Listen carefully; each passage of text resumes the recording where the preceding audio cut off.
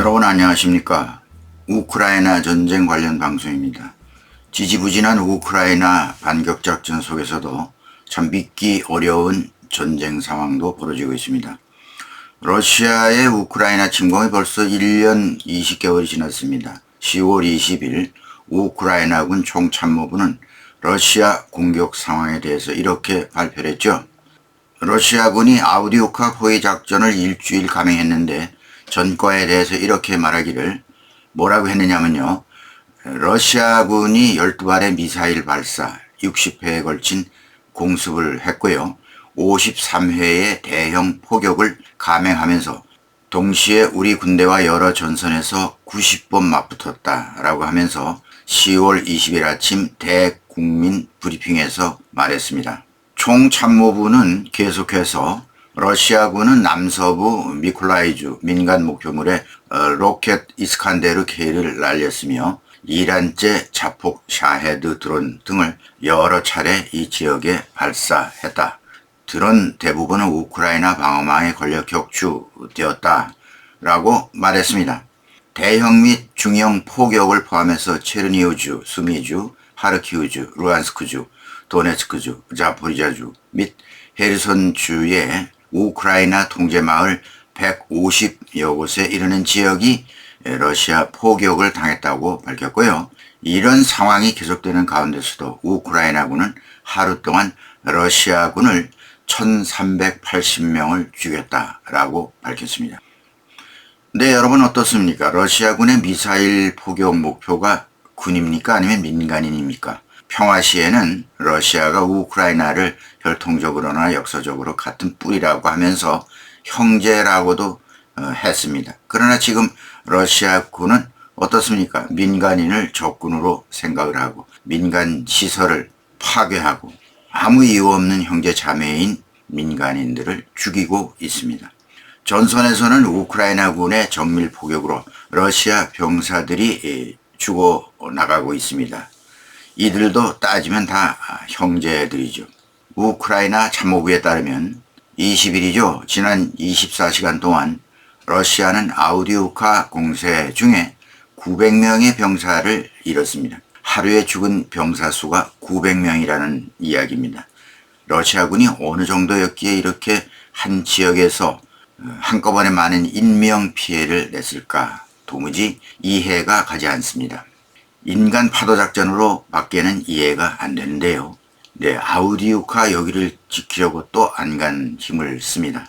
지난번에 바흐무트처럼 이곳을 지키겠다는 것인데요. 여기는 도네츠크시 가까운 곳입니다. 그래서 러시아가 아우디우카를 사수하려는 그런 목적을 두고 있는데요. 만약에 아우디우카가 우크라이나군에게 넘어가게 되면 돈바스 전체가 위협을 받게 됩니다. 러시아군의 졸전을 나타내주는 우크라이나 오신트 소식통 우키카스키라는 사람이 관리하는 SNS에 러시아 전차전 상황을 짧게 영상으로 보여주고 있습니다. 이 영상을 보면요. 그럴 수밖에 없겠다는 생각이 듭니다. 전차와 보병의 협동작전 모습은 보이지 않고 보병은 보병대로 전차는 전체대로 제각각 이런 오합지졸이 없다 싶습니다. 전차병의 훈련 미숙이라기보다는 자기들끼리 고의성 있는 그런 움직임이라고 생각이 들 정도였습니다. 전차가 자기 편 병사를 깔아뭉개는 장면도 보이고요. 몇 초 안 가서 우크라이나 드론이 내려다보고 있는 줄도 모르고 무방비 상태에서 직격탄을 맞고 전차가 날아가는 장면이 고스란히 담겨 있습니다. 잔인한 장면 전체를 다 올릴 수 없어서 그저 몇 개의 사진으로 캡처해서 올렸습니다. 또 한 영상은 텔레그램 카로의 모토스라고 하는 오신트 소식통인데요. 텔레그램에서요. 아우디오카를 보유하려는 러시아군 전차와 장비들을 하나씩 정밀 타격하는 장면을 올렸습니다. 우크라이나군은 FPV 드론, 제블린 대전차 미사일, 박격포로 정확하게 타격을 합니다. 4대의 장갑차와 2대의 전차, 수십 명의 병사들이 폭사하는 장면이 그대로 노출되어 있습니다. 지휘 체계가 있는지 의심이 들고요. 이런 정도의 전투라면 이미 러시아는 전쟁에서 패배하지 않았나 하는 생각이 듭니다. 시청자 여러분은 어떻게 생각하시는지요? 러시아 병사들의 움직임을 보면 전술이 있는지 없는지 제각각이라 이렇게 밖에는 생각이 안 됩니다. 어느 전투 현장인지 확실치는 않지만 더 이상 설명이 어렵습니다. 저게 어떻게 우크라이나를 침공한 러시아군의 모습일까? 어떻게 세계 제2의 군사 대국일까? 의심이 들 정도입니다. 근데 언제까지 러시아 대통령 푸틴은 전선에서 졸전을 거듭하면서 미사일로 민간인을殺傷하는 전쟁을 할 것인지 참 개탄을 금치 못합니다. 한 사람의 독재자 때문에 많은 인명이 살상당하는 정말 인류 사회에 끔찍한 큰 범죄를 저지르고 있다. 이렇게 생각이 되지 않을 수 없습니다. 전쟁은 이제 얼마나 양쪽이 버티느냐 하는 것이 관건이 되고 있습니다. 이제 두 번째 겨울을 맞게 되는데요. 온 세계의 관심이 지금 중동 쪽에서 하마스와 이스라엘 간의 전쟁이 또 벌어지고 있습니다. 그런데 러시아가 이 전쟁으로 인해서 반사 이익을 얻게 된다는 거죠. 외신들이 그렇게 분석을 합니다. 어째서 반사 이익을 얻게 될지는 구체적 내용은 별로 없습니다만 블룸버그 같은 소식통은 그렇게 얘기를 합니다. 현재 어느 쪽도 결정적 돌파구를 만들지 못하는 전황에서 러시아가 유리한 위치에 서고 있다. 이렇게 보도를 했습니다. 이유는 미국과 유럽 국가들의 전쟁 피로도가 커지고 우크라이나에 대한 해결책을 찾도록 압박할 수 있는 상황이 올 것이다.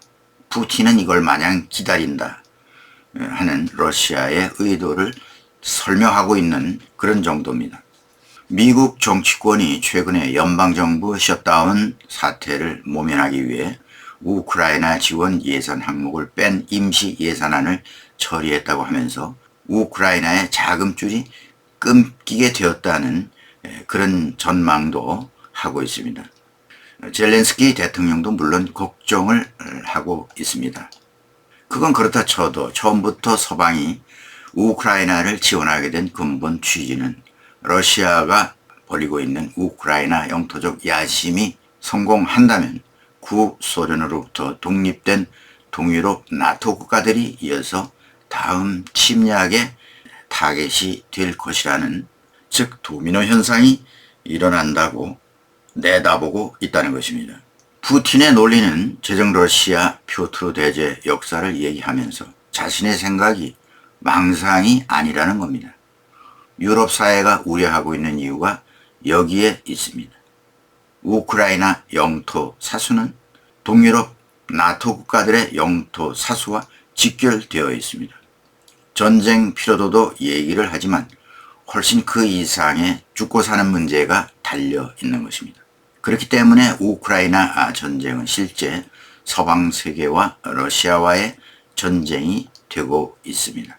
크림반도를 아무런 국제사회 제재 없이 먹어버린 러시아, 이제 키이우를 굴복시켜 사라진 구소련을 복원한다는 계획을 수립한 이 푸틴의 계획이 사실 우크라이나 침공에 실패하면서 목에 마치 가시가 걸린 셈이 된 것입니다. 여러분은 어떻게 생각하십니까? 러시아는 현재 점령한 동남부 4개 주와 크림반도를 그냥 점령한 채로 휴전을 바라고 있는 게 확실합니다. 수십만 명이 죽고 철저히 파괴된 우크라이나는 어떤 생각을 하고 있을까요? 이에 과연 동의하겠습니까? 국제사회 분위기가 우크라이나 전쟁을 멈추고 평화 협상을 하기에는 이미 늦었다는 생각이 듭니다.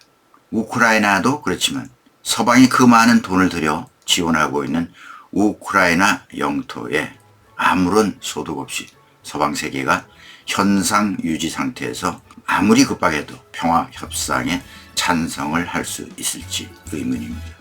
네, 오늘은 여기까지 하겠습니다. 시청해 주신 여러분 대단히 감사합니다.